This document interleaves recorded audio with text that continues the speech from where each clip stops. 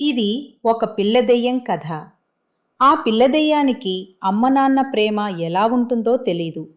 ఎందుకంటే ఆ పిల్లదెయ్యం యొక్క అమ్మ నాన్న తన చిన్నతనంలోనే చనిపోయారు.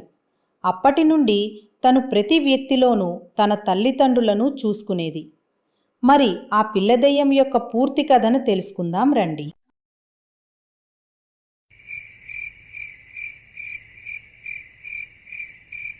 అమ్మా, నాకు నిద్ర రావట్లేదు. ఒక మంచి కథ చెప్పు. సరే, ఏం కథ చెప్పాలి? అమ్మా, తొందరగా చెప్పు. అనగనగా ఒక రాజు ఉండేవాడు.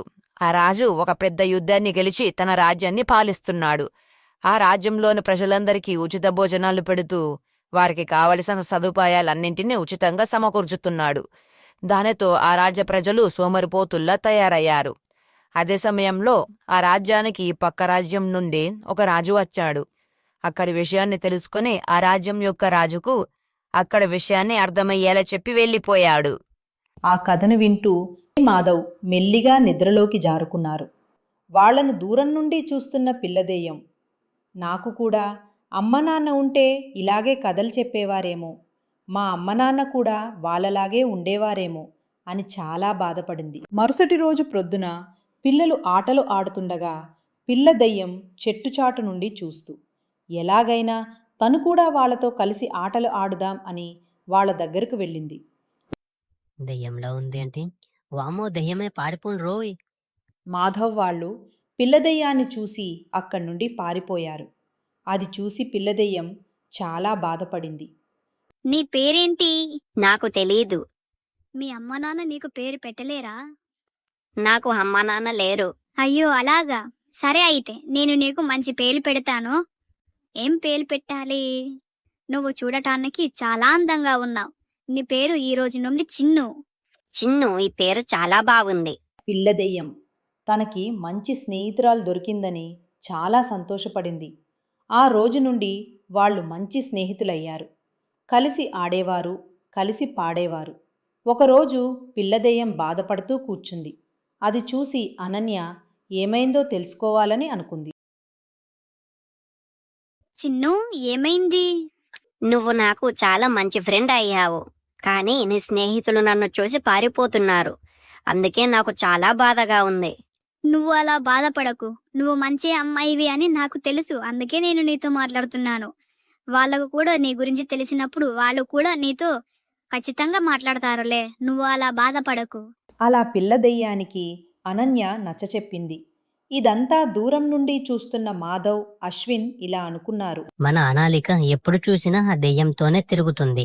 ఆ దెయ్యం మన అనాలికను ఏం చేసిందో ఏమో. మనం ఈ విషయాన్ని వాళ్ళ ఇంట్లో చెప్పాలి. అవును రాను, చెప్పింది నిజమే. పద తొందరగా వాళ్ళ ఇంటికి వెళ్ళి ఈ విషయాన్ని చెప్దాం. అలా మాధవ్, అశ్విన్ పిల్ల దెయ్యం గురించి అనన్య వాళ్ళ నాన్నకు చెప్దామని అనన్య ఇంటికి బయలుదేరారు.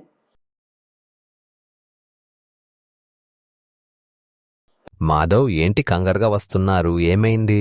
అంకుల్, అనన్య రోజు దెయ్యంతో మాట్లాడుతుంది. మాట్లాడడమే కాదు, దెయ్యంతో తిరుగుతుంది, దెయ్యంతోనే ఆడుతుంది. ఏంటి బాబు మీరనేది? అవునంకుల్, మేము మా కళ్ళతో చూశాము.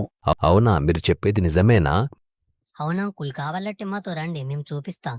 అది విని సుబ్బయ్య వాళ్ళు చెప్పింది నిజమా కాదా అని తెలుసుకోవడానికి అక్కడికి బయలుదేరాడు. అక్కడ పిల్లదెయ్యంతో అనన్యని చూసి చాలా భయపడిపోయాడు. అయ్యో దేవుడా, ఇప్పుడు నేనేం చేయాలి? నా కూతుర్ని ఆ దెయ్యం ఏం చేస్తుందో ఏమో. అంకుల్, మీరు అలా చూస్తూ నిలబడిపోయారండి. పదండి, అనన్యాని ఇంటికి తీసుకువెళ్దాం. పద వెళ్దాం. అలా వారు అనన్యను ఇంటికి తీసుకువెళ్దామని అనన్య దగ్గరకు వెళ్తున్నారు. కానీ ఆ పిల్లదెయ్యం వాళ్ళు వస్తుండడం చూసి అక్కడి నుంచి మాయమైపోయింది. అనన్య, ఇక్కడ ఏం చేస్తున్నావు? నా ఫ్రెండ్తో ఆడుకుంటున్నాను నాన్న. ఇక్కడ ఎవరు లేరు కదా, మరి ఎవరితో ఆడుకుంటున్నావు? ఇక్కడే ఉండాలి కదా, ఎక్కడికి వెళ్ళింది? సరే పద, ఇంటికి వెళ్దాం. సరే పదండి నాన్న. అలా సుబ్బయ్య అనన్యను ఇంటికి తీసుకువెళ్తుండగా పిల్లదెయ్యం దూరం నుండి చూస్తూ చాలా బాధపడింది. అనన్య, ఈ రోజు నుండి నువ్వు బయటకు వెళ్ళకు, సరేనా? ఎందుకు నాన్న? బయటకు వెళ్ళకు అని చెప్పాను కదా, నేను చెప్పినట్టు చేసి. నువ్వు నా మాట కాదని బయటకు వెళ్తే కాళ్ళు చేతులు విరక్కొడతాను. ఆ మాటలు బయట నుండి విన్న పిల్లదెయ్యం చాలా బాధపడింది. తను ఎవరికి హాని చేయనని, తన వల్ల ఎవరికి సమస్య రాదని చెప్దామని అమ్మా అని వాళ్ళని పిలిచింది. అమ్మా, నాన్న కొంచెం బయటకు వస్తారా? ఇదేంటి, అనన్య ఇంట్లోనే ఉంది, హర్ష ఇంట్లోనే ఉన్నాడు, మరి ఎవరు అమ్మా నాన్న అని పిలిచేది? ఏమైంది నాన్న? బయట ఎవరో చాలాసేపటి నుండి పిలుస్తున్నారు, మీరెవరు పలకరేంటి? నువ్వు ఇంట్లోనే ఉండు బాబు, బయటకు వెళ్ళకు. నాకు తెలిసి బయట దెయ్యం ఉంది అనుకుంటా. తను దెయ్యం కాదు, నా ఫ్రెండ్. నువ్వు నోరు మూసుకొని కూర్చో. బయటకు వెళ్ళి చూస్తేనే కదా నాన్న అక్కడ ఉంది దెయ్యమో కాదో తెలిసేది. ఎవరూ బయటకు వెళ్ళాల్సిన అవసరం లేదు, అందరూ ఇంట్లోనే ఉండండి. ఆ పిల్ల దెయ్యం మాట విని ఇంట్లో వాళ్ళందరూ భయపడి పిల్ల దెయ్యం ఎంత పిలిచినా ఎవ్వరూ పలకలేదు. పిల్ల దెయ్యం పిలిచి పిలిచి ఎవ్వరు ఇంట్లో నుండి బయటకు రాకపోయేసరికి బాధపడుతూ అక్కడి నుండి వెళ్ళిపోయింది. ఆ రోజు నుండి ఊరిలో వింత వింత సంఘటనలు జరుగుతున్నాయి. రేయ్ సుబ్బయ్య, మన నిత్య కనిపించట్లేదురా. ఏంటి, నిత్య కనిపించట్లేదా? ఇంటి దగ్గర మొత్తం వెతికావా? ఇంటి దగ్గర అంతా చూశాను, ఊర్లో కూడా చూశాను, ఎక్కడా లేదురా. నా కొడుకు కూడా కనిపించట్లేదు అన్నయ్య. అవునా? అసలు ఊళ్ళో ఏం జరుగుతుంది? అసలు పిల్లలు ఏమయ్యారు? అలా అందరూ ఊరు మొత్తం వెతకడం మొదలుపెట్టారు. కానీ వారు ఎంత వెతికినా ఎవ్వరూ కనిపించలేదు. అయ్యో భగవంతుడా, ఇప్పుడు నేను ఏం చేయాలి? ఒకగానొక కొడుకు కనిపించట్లేదు. నా బాధను నేను ఎవరికి చెప్పుకోవాలి? వాడిని ఎక్కడ వెతకాలి? ఓ భయ్యా, ఏడువకురా, ఊళ్ళో ఎక్కడో చోట ఉంటారులే, పక్క ఊళ్ళో కూడా వెతుకుదాం, నువ్వు ధైర్యంగా ఉండు. ముందు ఇంటికి వెళ్దాం పదండి. ఏమో వాళ్ళు ఇంటికి వెళ్లారేమో. అవును, ఒకసారి ఇంటికి వెళ్ళి చూద్దాం పదండి. అలా వారు చంద్రశేఖర్ ఇంటికి బయలుదేరారు. ఓబయ్య భార్య సుకన్య కూడా అక్కడే ఉంది.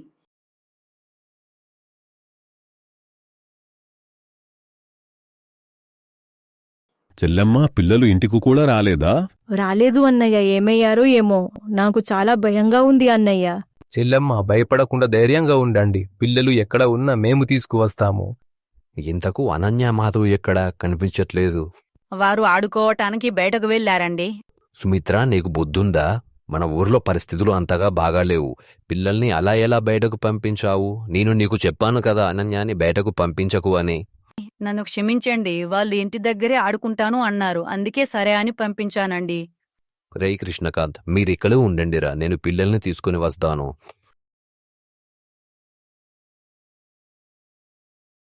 మీరు ఇక్కడే ఉండండి నాన్న, అనన్య మాధవ్ వాళ్ళను మేము తీసుకువస్తాము. సరే, జాగ్రత్తగా వెళ్ళిరండి బాబు. సరే నాన్న.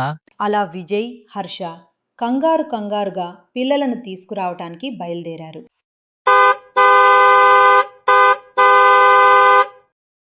నీకేమి కాలేదు కదా? నాకేం కాలేదు. నిన్న నువ్వు కనిపించలేదేంటి? ఎక్కడికి వెళ్ళావు?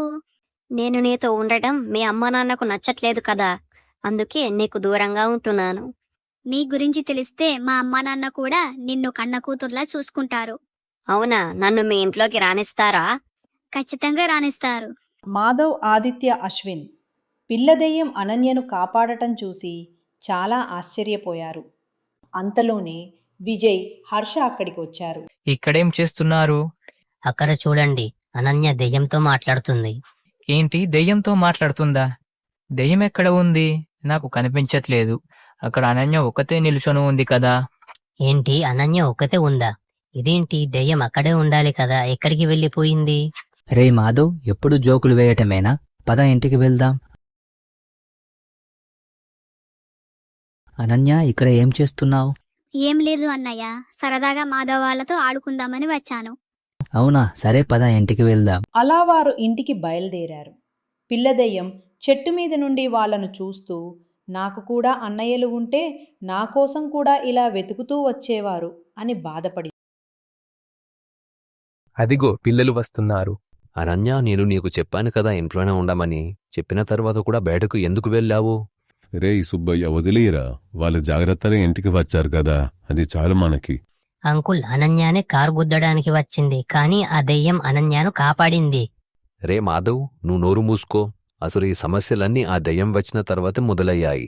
పిల్లలు కనిపించకుండా పోవడానికి కూడా కారణం ఆ దెయ్యమే కావచ్చు. ఏంటి, దయ్యమా? అవునరా, మన ఊరిలోకి దెయ్యం వచ్చింది, నిన్న మన ఇంటి వరకు కూడా వచ్చింది. అయ్యో, అలాగా?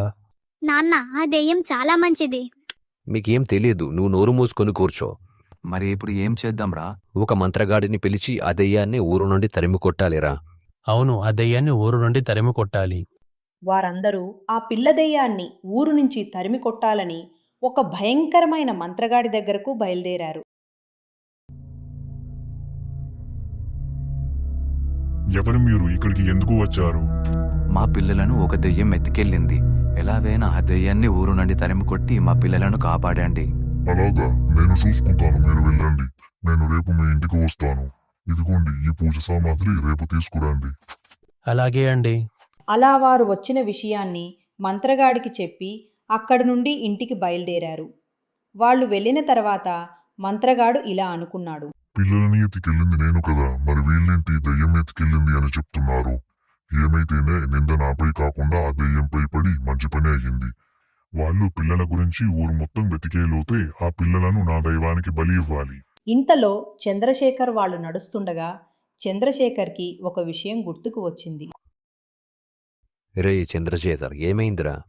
ఇంతకుముందు మనం మంత్రగాడి దగ్గరికి వెళ్ళినప్పుడు నేను అక్కడ నిత్యాచయం చూసినట్టు అనిపించిందిరా. రే, ఈ విషయం ఇప్పుడు చెప్తావేంట్రా? అంటే అప్పుడు సరిగ్గా గమనించలేదు, కానీ ఇప్పుడు గుర్తుకు వచ్చిందిరా. ఆ మంత్రగాడి పక్కన ఆ చైన్ చూసానురా. అలాగా, పదండి త్వరగా ఆ మంత్రగాడి దగ్గరికి వెళ్దాం. పిల్లలు అక్కడే ఉన్నారేమో అని సుబ్బయ్య వాళ్ళు తొందరగా ఆ మంత్రగాడు ఉన్న చోటుకి పరిగెత్తారు. అంటే మన పిల్లల్ని ఎత్తుకెళ్ళింది దెయ్యం కాదు, వీడన్నమాట. వీడిని వగలొద్దు, చంపేద్దాం, పదండి. ఎవరో వచ్చారని గమనించిన మంత్రగాడు పూజ నుండి లేచాడు. మీరు ఇక్కడి నుండి వెళ్తే చాలా అదృష్టవంతుడు అనుకున్నాం, కానీ నా చేతిలో చావడానికి వచ్చిన దురదృష్టవంతులు మీరు. మేము చస్తామో లేదా నిన్ను చంపుతామో తెలుసుకుందాం, రారా. రండిరా, తెలుసుకుందాం.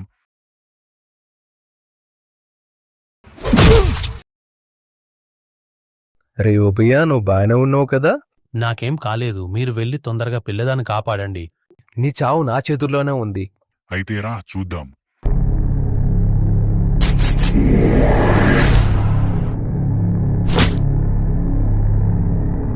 రే, నీకేం కాలేదు కదా? నాకేం కాలేదురా. ఆ మంత్రగాడు చాలా శక్తివంతుడిలా ఉన్నాడురా. మరి ఇప్పుడు ఏం చేద్దాం?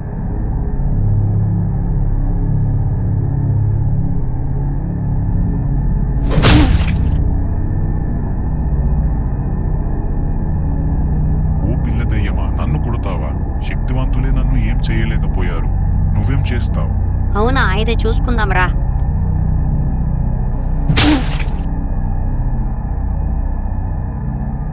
ఈ ఆత్మ సామాన్యమైన ఆత్మ కాదు, ఈ ఆత్మ దైవానికి సంబంధించిన ఆత్మలా ఉంది. అవును, ఆ ఆత్మ సామాన్యమైన ఆత్మ కాదు. ఆ ఆత్మ సాక్షాత్తు కృష్ణుడు పుట్టిన నక్షత్రంలో పుట్టింది. లక్షలాది రాక్షసులను, అధర్ములను తన సుదర్శన చక్రంతో వధించిన శ్రీకృష్ణుడు అప్పుడు మహాభారత యుద్ధంలో అర్జునుడి వెంట ఉండి అర్జునుణ్ణి గెలిపించినట్టు ఇప్పుడు ఈ ఆత్మ వెంట ఉండి ఈ ఆత్మను గెలిపిస్తాడు. నువ్వు ఆ ఆత్మని యుద్ధం చేసి గెలవలేవు, కాబట్టి తెలివితో ఆ ఆత్మను గెలువు. అది విన్న మంత్రగాడు తన దైవం చెప్పినట్టు తెలివిగా ఆ ఆత్మను అంతం చేయాలని, నిత్యను అడ్డం పెట్టుకుని ఆ ఆత్మను అంతం చేయాలని అనుకున్నాడు. నువ్వు వచ్చి ఈ సీసాలో బందీ కావాలి, లేదంటే ఈ అమ్మాయిని చంపేస్తాను. వద్దు, ఆ అమ్మాయిని ఏం చేయొద్దు. కావాలంటే నేను బందీ అవుతాను. ఆ అమ్మాయిని వదిలేయ్. అయితే రా, వచ్చి ఈ సీసాలో బందీ అవ్వు. పిల్ల దెయ్యం మంత్రగాడు చెప్పినట్టు సీసాలో బందీ అయింది. ఇప్పుడేం చేస్తావు? వీళ్ళిద్దరినే కాదు, వాళ్ళను కూడా వీళ్ళతో పాటు నా దైవానికి బలిస్తాను. నేను నమ్మిన నా కృష్ణుడు ఎప్పుడు నాతోనే ఉంటాడు. ఖచ్చితంగా వచ్చి మమ్మల్ని కాపాడుతాడు. అయితే పిలువు, నీ కృష్ణుని రమ్మను, వచ్చి కాపాడుమను. ఓం నమో భగవతే వాసుదేవాయ. ఓం నమో భగవతే వాసుదేవాయ. ఓం నమో భగవతే వాసుదేవాయ. వాళ్ళందరూ అలా కృష్ణ మంత్రాన్ని జపిస్తున్నారు. మంత్రగాడు వాళ్ళని చూసి నవ్వుతూ వాళ్ళని బలి ఇవ్వడానికి సిద్ధమయ్యాడు.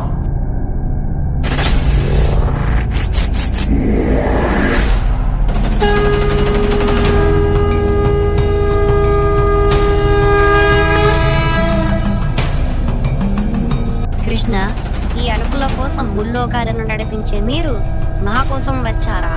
మేము మీ భక్తికి దాసులము.